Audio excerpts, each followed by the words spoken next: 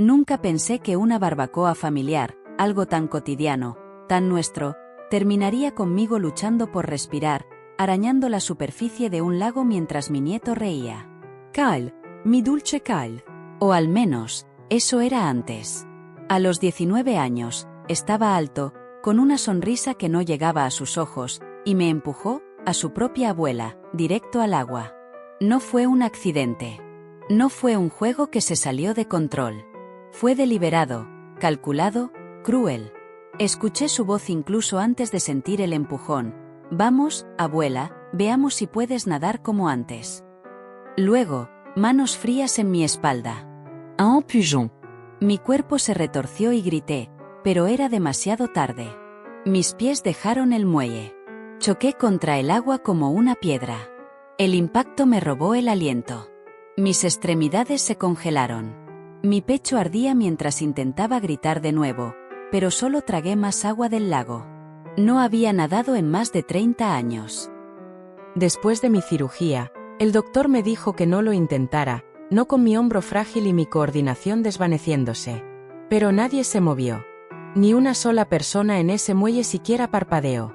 Me debatí y luché, el pánico recorriéndome mientras el agua me arrastraba hacia abajo. Cuando emergí, tosiendo y escupiendo, vi sus rostros. Kyle estaba allí, con los brazos cruzados, riendo con sus amigos. Mi hijo, su padre, solo miraba. Mi nuera, bebiendo vino, murmuró, «Estás siendo dramática». No recuerdo cómo salí. Creo que fue instinto, miedo, tal vez alguna reserva de fuerza que no sabía que aún tenía. Cuando finalmente trepé al muelle, empapada y temblando, con las rodillas raspadas y el corazón latiendo dolorosamente en mi pecho, nadie me ayudó. Nadie. Kyle me miró y sonrió con sorna. Supongo que si puedes nadar después de todo. Vieja dura. Todos rieron.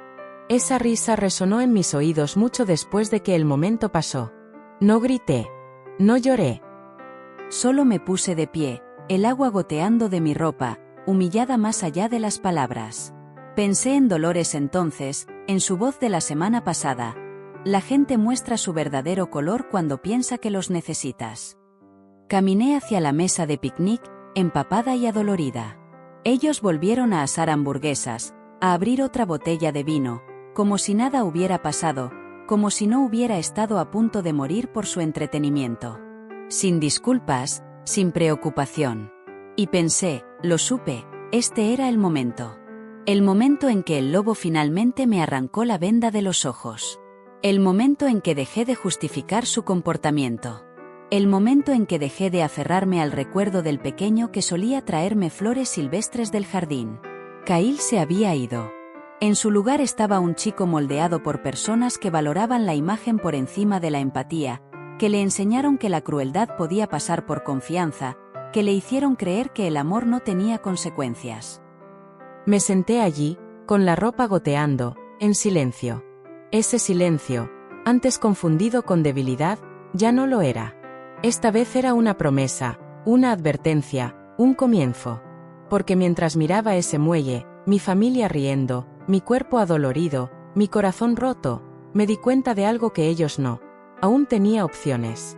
Ese chico olvidó quién controlaba su fondo para el futuro. En casa, me quité la ropa mojada y me sequé en el baño con una toalla gastada que siempre guardaba para los invitados, la que nadie más tocaba. Me miré en el espejo, cabello enredado, rodillas raspadas, ojos inyectados de sangre por el agua del lago. Parecía un fantasma. Y aún así, cuando regresé a la cocina, allí estaban, charlando sobre planes de vacaciones, riendo por vuelos a Cancún, discutiendo sobre cuál Airbnb tenía mejor vista. Nadie me miró. Nadie preguntó cómo estaba. Nadie ofreció siquiera una manta seca. Kyle estaba descalzo, desplazándose por su teléfono, sus bañadores húmedos dejando pequeños charcos en mi suelo limpio. Mi hijo apoyado en la encimera, bebiendo la limonada que preparé esa mañana.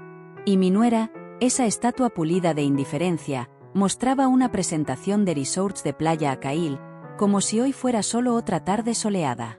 Era como si fuera invisible. Me senté al borde de la mesa del desayuno, mis huesos aún temblando por el frío, mi cardigan pegado a mi espalda, pero nadie lo vio. Nadie se preocupó. Quería gritar, no de dolor, sino de incredulidad. ¿Cómo llegamos aquí? Hubo un tiempo, Dios me ayude, lo recuerdo, cuando Cail me abrazaba por el cuello y decía: eres la mejor parte de esta casa, abuela. Recuerdo las mañanas de domingo con panqueques y caricaturas, su cabecita descansando contra mi brazo. Ahora imitaba el ahogamiento para sus amigos y reía cuando luchaba por aire.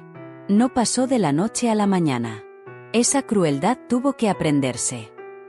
Y sabía exactamente de dónde la aprendió, de las sonrisas sarcásticas, las miradas de reojo, las veces que sus padres desestimaron mis preocupaciones, se burlaron de mis maneras anticuadas, la forma en que hablaban de mí cuando pensaban que estaba dormida, la forma en que usaron mi casa, mi dinero, mi tiempo, hasta que me convertí en más una molestia que una persona. Ahora estaba sentada en mi propia cocina, temblando, mientras ellos planeaban su próxima escapada. Dejé que el silencio se extendiera, que ahogara el aire. Quería ver si alguno lo notaría. No lo hicieron. Así que me puse de pie, tranquila, calmada, como siempre. Caminé a mi habitación, cerré la puerta suavemente y me senté al borde de la cama donde solía leerle cuentos a Cail. El agua del lago ya no estaba en mi piel, pero sí en mi corazón. Esa vergüenza, ese ardor, permanecían. Y me di cuenta de que había estado secándome de su comportamiento durante años. Cada vez que olvidaban mi cumpleaños. Cada vez que pedían dinero sin dar las gracias. Cada vez que me interrumpían, me desestimaban, se reían de mí. Ese empujón al lago fue solo la primera vez que lo hicieron en público. Saqué mi diario y escribí una sola frase: nunca tendrán la oportunidad de ahogarme otra vez. Porque esa noche no solo me estaba secando, estaba despertando. Esa noche, mucho después de que la casa se quedara en silencio, me senté sola en mi habitación con la puerta cerrada. La vieja lámpara zumbaba suavemente a mi lado. No podía dormir, no con la imagen de Cail, mi Cail, riendo mientras luchaba por mantenerme a flote. Me atormentaba, no porque fuera cruel, sino porque era él. Yo crié a ese chico, no solo como abuela, no como una visitante cariñosa de días festivos. No, lo crié cuando sus padres no podían molestarse. Cuando su padre perdió su trabajo por tercera vez y el banco vino a tocar, donde terminó Cail. En esta casa, en mis brazos. Lo alimenté, lo bañé, le leí, lo consolé durante sus terrores nocturnos. Puse su nombre en cada formulario de contacto de emergencia. Pagué su colegiatura cuando sus padres estaban cortos de fondos. Construí su mundo.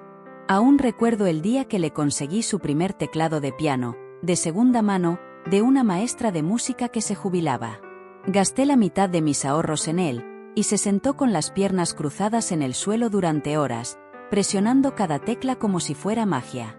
Abuela, dijo, esto es mejor que la Navidad. Pensé entonces, este niño, siente profundamente. ¿A dónde se fue ese chico? Recordé cómo empezaron a cambiar las cosas cuando cumplió 16 años. El teléfono nunca dejaba su mano. Dejó de sentarse a la mesa. Sus gracias se convirtieron en gruñidos. El contacto visual desapareció. Al principio lo atribuí a la edad. Los adolescentes son temperamentales, me decía. Todavía te quiere, solo está creciendo. Pero no era eso. No solo creció, se transformó. Pequeñas cosas lo delataban, chistes sarcásticos burlándose de cómo revolvía mi té, poniendo los ojos en blanco cuando contaba historias. Debería haber dicho algo entonces. Debería haberlo confrontado. Pero no quería hacer olas, no quería perderlo. En cambio, me perdí a mí misma. Lo dejé hablar por encima de mí. Dejé que sus padres rieran cuando me desestimaba. Me dejé desvanecer en el papel tapiz de mi propia casa.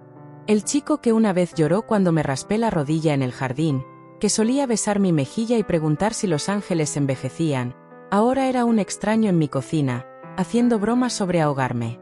Y quizás lo peor era que aún quería creer que quedaba algo de ese chico. Pero esa noche dejé ir esa fantasía. Cerré el último álbum de fotos que tenía de él, páginas de sonrisas con dientes faltantes y velas de cumpleaños, y lo puse en el estante. No para olvidar, sino para protegerme, Porque el amor sin límites no es amor, es servidumbre. Y yo había servido suficiente. A la mañana siguiente, le conté todo a Dolores, porque en ese momento necesitaba consuelo, necesitaba a alguien que solo escuchara. Y Dolores siempre lo hacía. Había sido mi mejor amiga durante 30 años, habíamos enfrentado incontables tormentas juntas, y siempre estuvo a mi lado en cada altibajo. A la mañana siguiente, hubo un golpe en la puerta de mi cocina, no la principal, nunca la principal. Dolores siempre entraba por el lado, como si fuera dueña del lugar. «Abre, Margaret», traje magdalenas y opiniones. Sonreí antes de llegar a la puerta. Allí estaba, con sus gafas de sol oversized y su chaqueta turquesa, sosteniendo una bolsa de papel marrón y 2 tazas de café como si estuviera asaltando un campo de batalla. No dije una palabra antes de que ella dijera: «Te ves fatal. Siéntate, yo sirvo». Me senté, porque con Dolores no discutes, recibes. «Hicieron algo, ¿verdad?», dijo. «Asentí, solo una vez». Eso fue todo lo que necesitó. No jadeó ni dijo «oh, cariño», como haría la mayoría. Se inclinó hacia adelante, apoyó los codos en la mesa y dijo: «Entonces es hora». «¿Hora de qué?», pregunté. Sacó algo de su bolsa, no una magdalena, no una servilleta, una carpeta. La tarjeta de mi abogado y una lista de todas las cuentas que me contaste el año pasado cuando hicimos tus impuestos. La miré fijamente. «¿Guardaste eso?». «Guardo todo», dijo. «Especialmente cuando mi mejor amiga está repartiendo su amor y legado como caramelos de Halloween a personas que la empujarían a un lago». Miré la tarjeta. Peter Holloway, derecho sucesorio, fuente limpia, tipo de apretón de manos firme. «No sé», dije en voz baja. «Se siente definitivo». Dolores se recostó, cruzó los brazos y ladeó la cabeza. «¿Quieres que sea definitivo? Solo no quieres la culpa. Eso es diferente». Tomó un sorbo de su café y golpeó la mesa. «Escúchame». «Pagaste la escuela de Kyle, sus aparatos dentales, su maldito piano, sus viajes de fútbol. Dejaste que sus padres vivieran sin pagar renta en tu casa del lago todo un verano, y aún así tuviste que comprar tus propios víveres ese agosto». «Quería ayudar», murmuré. «Lo sé. Eres mejor que ellos. Ese es el problema». Miré por la ventana. Las azaleas estaban floreciendo. Cliff las plantó para nuestro aniversario. Siempre decía que eran flores tercas, lentas para abrirse pero imposibles de matar. Me sentía así ahora. «No quiero vengarme», dije. Dolores estiró la mano y apretó la mía. «Por supuesto que no. Quieres liberación». Y tenía razón. No quería gritar, ni quemar la casa, ni entrar al cuarto de Kyle y exigir una disculpa que ni siquiera creía que merecía. Quería la paz que llega cuando dejas de suplicar ser vista. Dolores se puso de pie y me levantó por los hombros. «Vamos al pueblo. Vas a comer algo que no venga de una caja, y luego llamaremos a Peter». «No he ido a ese café en meses», admití. «Perfecto», dijo, tomando sus llaves. «Que vean cómo se ve la fuerza en cardigans y patas de gallo». Mientras conducíamos, con las ventanas abajo, el viento enredándose en mi cabello cada vez más fino, me di cuenta de algo simple, algo que me detuvo en seco. No me había sentido tan viva en años. Y todo lo que hizo falta fue que alguien me recordara que aún era mía. El café estaba lleno, el ruido de los platos y el murmullo bajo de las conversaciones me envolvían como una colcha gastada. Dolores revolvió azúcar en su espresso con propósito, como si estuviera mezclando una poción, luego deslizó la segunda taza por la mesa hacia mí. «Bibi, vas a necesitar columna vertebral y cafeína». No estaba equivocada. Llamamos a Peter Holloway justo después del almuerzo. Me dijo que fuera esa misma tarde, dijo. «Trae todo lo que tengas y no lo endulces». No lo hice. Llevé los documentos originales del fideicomiso, la carpeta que Cliff y yo habíamos preparado después de su derrame, y una copia doblada de la carta del fondo universitario, de cuando Kyle aún estaba en la secundaria, todavía emocionado por mostrarme sus boletas. Recordé imprimir esa carta, lo orgullosa que estaba, lo esperanzada. $50,000, murmuré mientras Peter revisaba los papeles. Empecé a ahorrarlo cuando tenía 10 años. Dinero de cumpleaños, bonos, devoluciones de impuestos, incluso me salté unas vacaciones un año. Cliff y yo acordamos, la educación primero. Peter levantó la vista de los documentos, con las cejas fruncidas. Todo sigue ahí, intacto. No lo ha necesitado aún. No, dije, con la voz hueca. Está en un colegio comunitario ahora. Dice que quiere transferirse el próximo año. Ese siempre fue el plan, hasta que decidió que no pertenecía en un muelle ni en su vida. Peter no hizo preguntas. Solo asintió, como lo haría un cirujano antes de operar. ¿Qué quieres hacer, Margaret?, preguntó. Cambiar al beneficiario, redirigir los fondos, cerrarlo por completo. Miré al techo por un momento, luego susurré, nada. Todavía no. Peter alzó una ceja. Quiero observar, dije. Quiero ver cómo me tratan cuando piensan que estoy frágil, cuando creen que están a punto de heredar. Quiero ver quién finge preocuparse y quién realmente aparece. Cerró el archivo lentamente. Eso es frío. Es supervivencia. Dolores se inclinó. No estamos quemando puentes hoy, Peter. Solo estamos verificando cuáles nunca fueron reales en primer lugar. Peter sonrió levemente. Justo. Salimos de su oficina una hora después, con todo legalmente intacto, pero mi perspectiva cambiada para siempre. Ese fondo ya no era un regalo. Era un espejo. Pasé el resto de la tarde en casa, caminando de habitación en habitación como si estuviera inspeccionando una vida en la que ya no vivía. Me detuve junto a la repisa donde aún estaba la foto de bebé de Kyle. Esos hoyuelos, esa sonrisa, esa sensación de seguridad. No la bajé. Aún no estaba lista. En cambio, me senté en la mesa de la cocina y abrí una página nueva en mi diario. En la parte superior escribí, veamos quién me quiere sin el dinero. Debajo, hice 2 columnas, quién nota y quién evita. El nombre de Kyle ni siquiera tuvo que escribirse. Ya sabía dónde terminaría. Esto no era venganza. Era claridad. Porque por todos sus planes, por todos sus susurros sobre quién obtendría que cuando estuviera demasiado cansada para manejarlo, olvidaron una cosa, aún tenía la pluma. Y no había terminado de escribir el final. Empecé pequeño. Un tropiezo aquí, un paso más lento allá. Hacía una pausa a mitad de una frase y tocaba mi frente, como si olvidara lo que estaba diciendo. Dejaba que mis manos temblaran un poco al servir el té, justo lo suficiente para que la taza tintineara contra el platillo. Y el efecto fue inmediato. No preocupación, no amabilidad, molestia. Kyle dejó de decir hola al entrar por la puerta. Ahora solo era un gruñido, si acaso. Si le pedía ayuda para cargar las compras, suspiraba tan fuerte que pensarías que le pedí que levantara un coche. Mi hijo Daniel empezó a susurrar en la cocina cuando pensaba que estaba dormida. Está empeorando. No creo que esté tomando sus medicamentos. No puedo seguir limpiando tras ella. Su esposa, Paula, siempre rápida para poner una cara de preocupación frente a los amigos de la iglesia, ni siquiera se molestaba a puertas cerradas. Dejó la estufa encendida otra vez, dijo una noche, demasiado alto y demasiado falsamente. Eso es peligroso, Dan.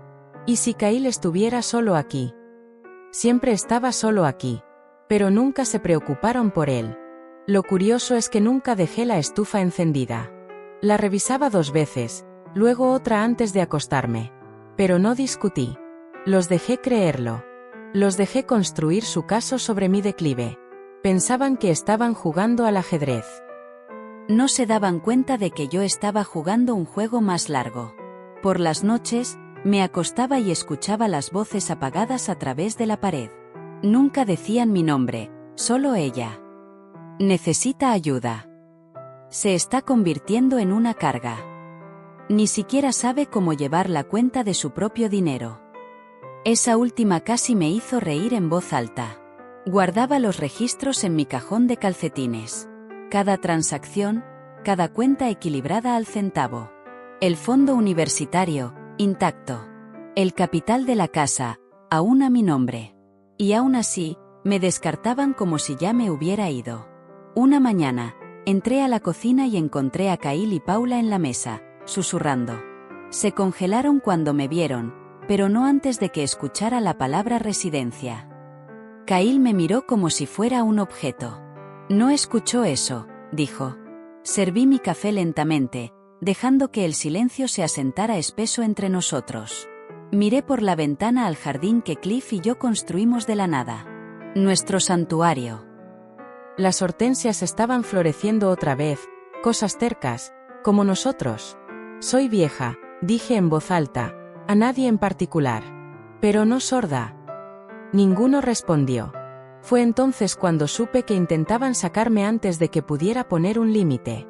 Así que los dejaría seguir pensando que me estaba deslizando. Que hablaran. Que susurren. Me hice más pequeña a sus ojos para que pronto pudiera desaparecer por completo. Y cuando lo hiciera, sentirían ese silencio como un trueno.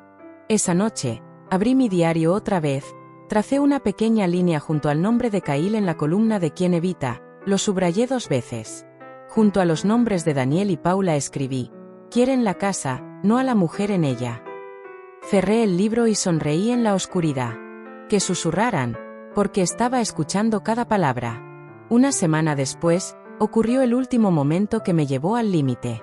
Fue idea de Paula, una cena informal para sus amigos del estudio de yoga y los compañeros de trabajo de Daniel.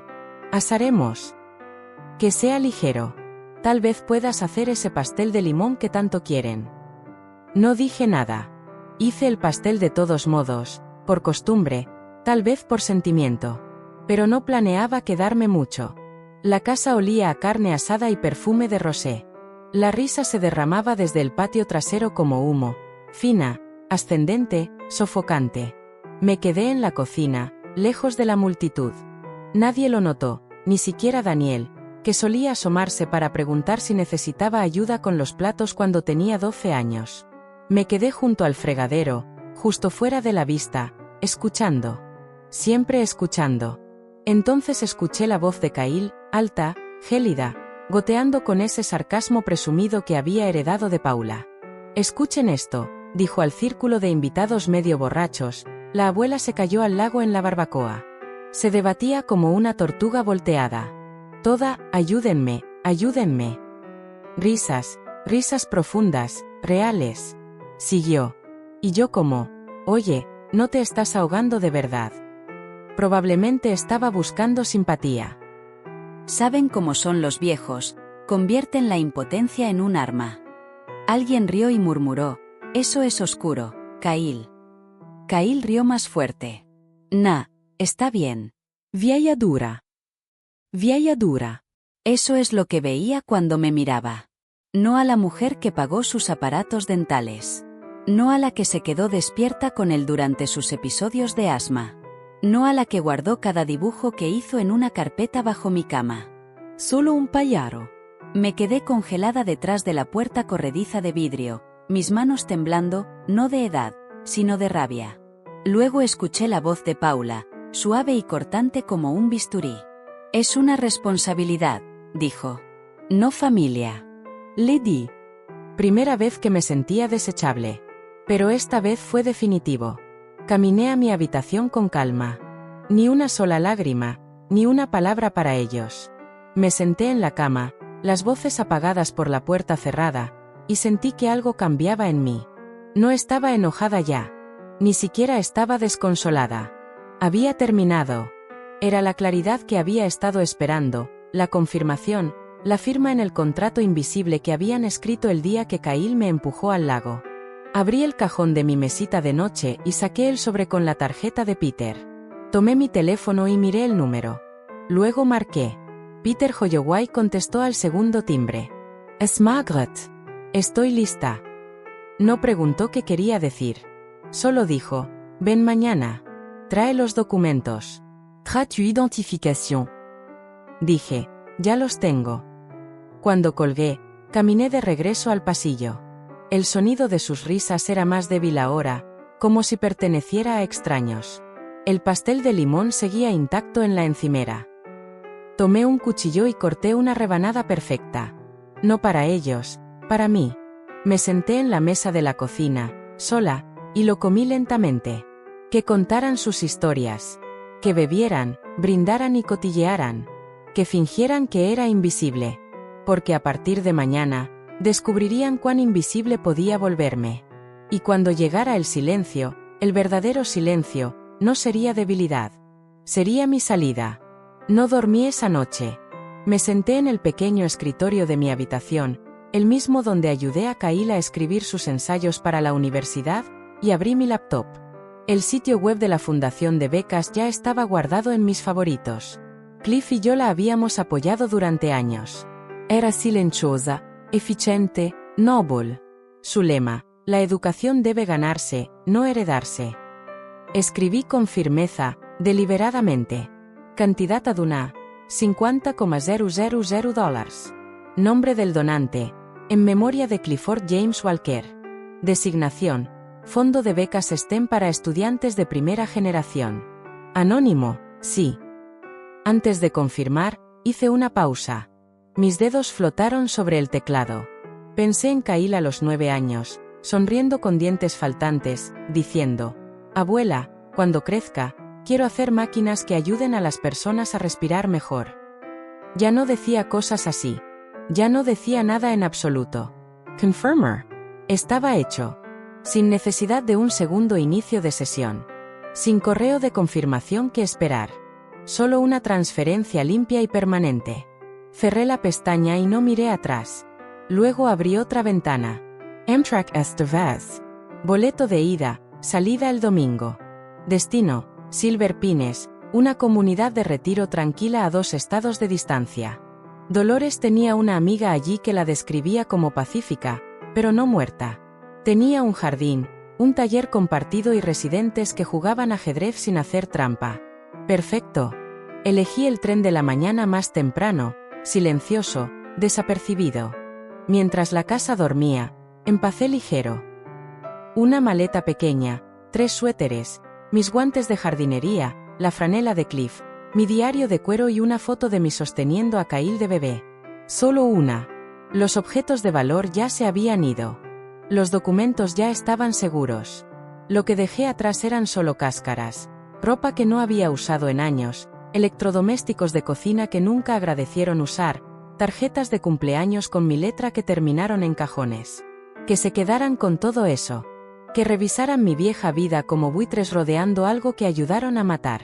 Me voy este fin de semana con Dolores, dije, parada en la puerta de la cocina el viernes por la noche.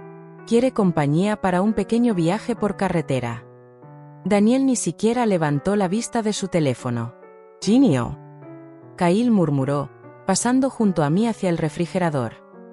Paula fue la única que respondió, y aún así fue un conduce con cuidado hueco, distraído, mientras doblaba ropa como si estuviera más preocupada por mezclar blancos y colores que por mi partida real. Ninguno preguntó a dónde. Ninguno preguntó por qué. Ni una sola persona ofreció llevar mi bolso. Y me di cuenta de que esto no era solo negligencia, era cálculo. Habían terminado de fingir. En sus mentes, ya me habían empaquetado, etiquetado y guardado. La abuela solo es vieja. Probablemente no estará mucho tiempo más. Podía casi escuchar sus pensamientos. Déjala ir. Estaremos aquí cuando se lea el testamento. La maleta estuvo junto a la puerta principal toda la noche. Los vi mirarla. Ninguno preguntó cuándo volvería. Probablemente asumieron que no lo haría. Y, honestamente, tenían razón. La única nota falsa en este viaje fue que lo llamé un fin de semana. Pero no iba a volver. No a esta casa. No a estas personas. Esa noche, me senté al borde de mi cama y miré las paredes. Paredes que alguna vez estuvieron llenas de las risas de Kyle, de huellas de proyectos de pintura, del tarareo de Cliff mientras arreglaba los zócalos. Ahora estaban silenciosas, frías, viéndome partir. La alarma sonó a las 5:30 de la madrugada. Me moví como si estuviera deslizándome por el tiempo. Cepillé mi cabello, doblé la manta en mi cama, no escribí nada, no dije nada. Dolores llegó a las 6 en punto, con las luces bajas, el motor rugiendo como un secreto listo para guardarse. Me quedé un momento en la sala, mirando la casa que había contenido mi vida y a las personas que lentamente le drenaron el significado. No había dolor, solo espacio. Salí por la puerta principal, con la maleta en la mano, cerrándola silenciosamente detrás de mí. Nadie se movió. Ni siquiera Kyle. Mientras Dolores conducía hacia la estación, me miró. No preguntaron a dónde ibas, ¿verdad? Cabeza. Ni siquiera levantaron la vista. Hizo un ruido en la garganta, tal vez una risa amarga. Imagínate eso. Desaparece si nadie lo nota. Lo prefiero así, dije. Y lo hacía. En la estación de tren, nos abrazamos. Dolores presionó un pequeño sobre en mi mano. Por si acaso, dijo. Asentí. No lloramos. Las mujeres como nosotras, que hemos visto nacimientos y muertes y los espacios intermedios, no lloramos por la libertad. El tren llegó con un rugido bajo. Subí con mi maleta pequeña y me senté junto a la ventana. Mientras el pueblo se desvanecía detrás de mí, reemplazado por árboles, cielo y lo desconocido, solté un aliento que no sabía que había estado conteniendo durante décadas. Esto no era una escapada. Era un renacimiento. Y en esa casa silenciosa, no notarían que faltaba hasta que se acabaran las toallas, el congelador estuviera vacío y la mujer que una vez llamaron abuela dejara de ser conveniente. No me despidieron, pero sentirían mi ausencia. Y ese sería un adiós que nunca olvidarían. Silver Pines era tranquilo, no el tipo de silencio solitario, sino pacífico. Cantos de pájaros por la mañana, el arrastre de pantuflas en el pasillo, el murmullo suave de música clásica desde la unidad del vecino. Mi habitación era pequeña pero limpia. Una cama junto a la ventana, una estantería, una silla que no crujía cuando me sentaba. Colgué la franela de Cliff en el gancho junto a la puerta. Puse la foto de Kyle de bebé en el alféizar, no como una invitación a los recuerdos, sino como un monumento. Miré esa foto y finalmente vi la verdad. Era solo un chico al que amé, no un hombre que mereciera poseerme. Esa tarde, me senté en el escritorio y comencé la carta. No solo para Kyle, para todos ellos, Daniel, Paula y Kyle. Escribí sus nombres en la parte superior como si fuera un obituario. Y luego comencé. Fui yo quien se quedó despierta cuando Kyle no podía dormir. Fui yo quien pagó su escuela, sus zapatos, su futuro. Fui yo quien nunca olvidó un cumpleaños, incluso cuando olvidaron el mío. Escuch, esperé. Y a cambio, se burlaron de mi miedo, minimizaron mis necesidades, trataron mi presencia como un estorbo. Rieron cuando me ahogaba. Hice una pausa, puse mi mano sobre mi corazón. No estaba acelerado, no como solía estarlo cuando los confrontaba en voz alta. Latía con calma, firme. Tomé la pluma de nuevo. Esto no es venganza. No los estoy castigando. Pero ya no financiaré a personas que ven mi amor como una ventaja. El fondo universitario se ha ido. La herencia seguirá. He dado suficiente. Y ahora elijo la paz. En la parte inferior, no escribí con amor, abuela. Firmé con mi nombre completo, Margaret Elizabeth Walker, porque eso es lo que olvidaron que existía. No solo abuela, no solo mamá, sino una mujer, completa. Doblé la carta cuidadosamente, la puse en un sobre sin dirección de remitente. No incluí regalos, ni dinero, ni fotos, solo la verdad. Caminé a la oficina de correos en la esquina, la envié por correo de primera clase y no miré atrás. De regreso a casa, me detuve en el jardín. Algunos residentes habían comenzado un pequeño huerto de vegetales. Un hombre mayor estaba plantando tomates, sus manos hundidas en la tierra. Levantó la vista y asintió. ¿Primer año aquí? Sí, dije. Buen lugar, dijo simplemente. Aquí nadie te pide que demuestres tu valor. Sonreí. Realmente sonreí. Por eso vine. Cuando regresé a mi habitación, preparé una taza de té y observé el viento moverse entre los árboles. No revisé mi teléfono. No había traído uno. Si necesitaban hablar, tendrían que hacerlo sin rastrear, sin expectativas, porque había dicho todo lo que necesitaba decir, y esta vez, tendrían que lidiar con ello. Tomó exactamente 5 días. 5 días desde que envié esa carta hasta que llegó el primer impacto. Peter me lo contó después, en uno de sus raros correos electrónicos con una risita, que Daniel llegó a su oficina pareciendo 10 años mayor y 20 libras más ligero de pánico. Aparentemente, la carta llegó durante el desayuno. Kyle la abrió, esperando tal vez un cheque, una nota sentimental o instrucciones sobre cómo reclamar su dinero.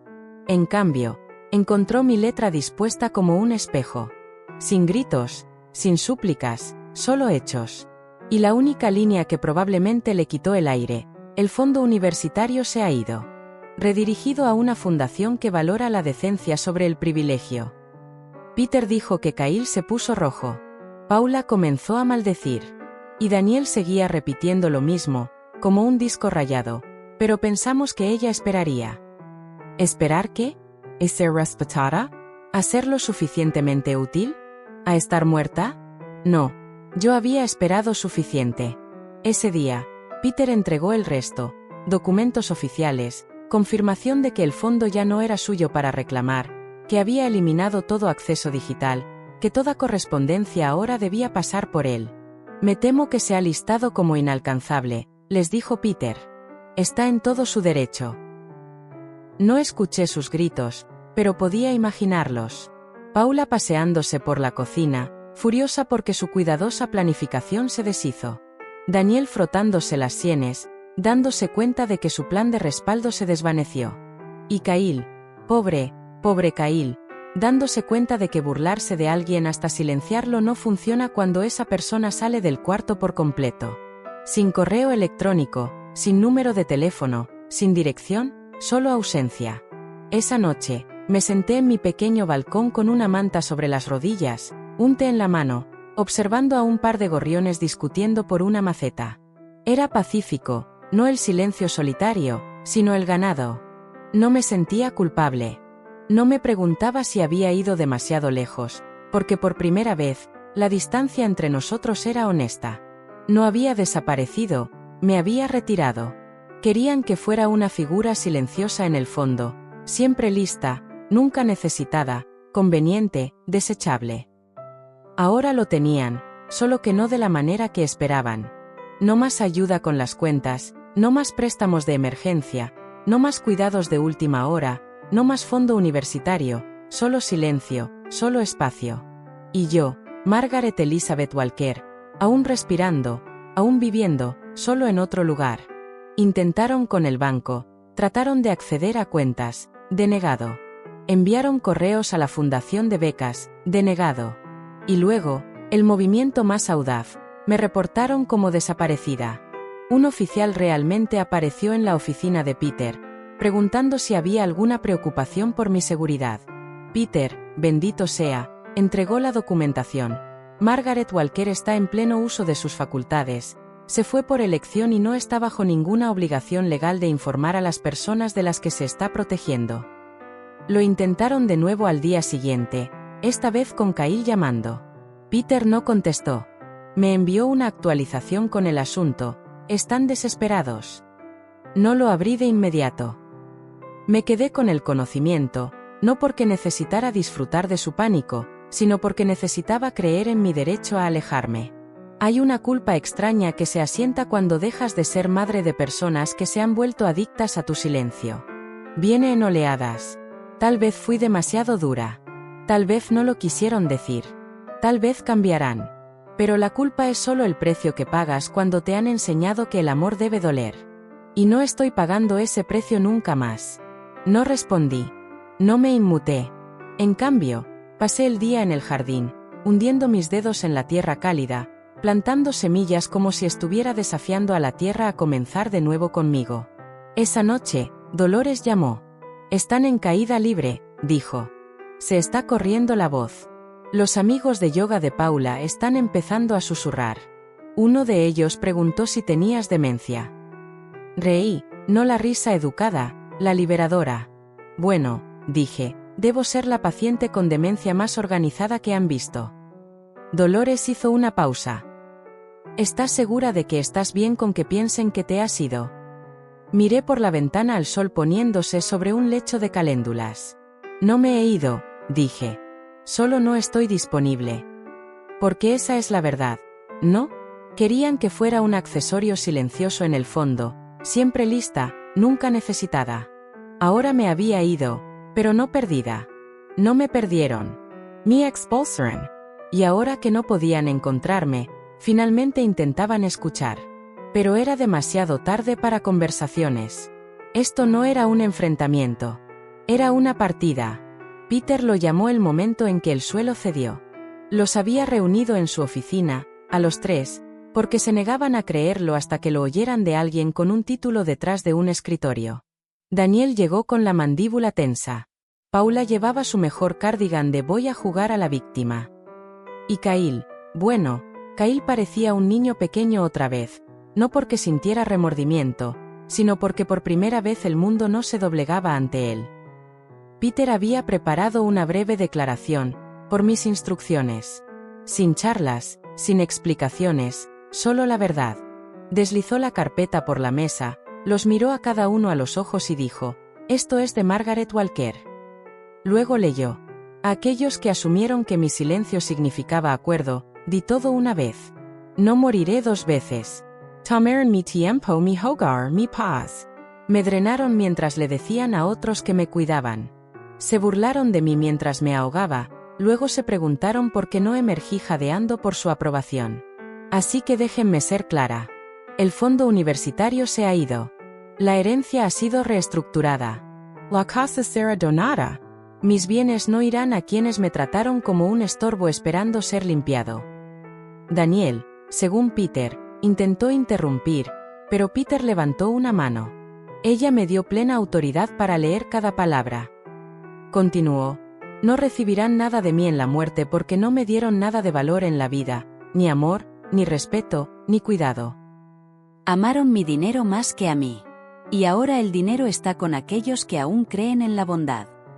Paula, según Peter, se puso roja y luego blanca. Kyle murmuró algo por lo bajo, pero nadie escuchó.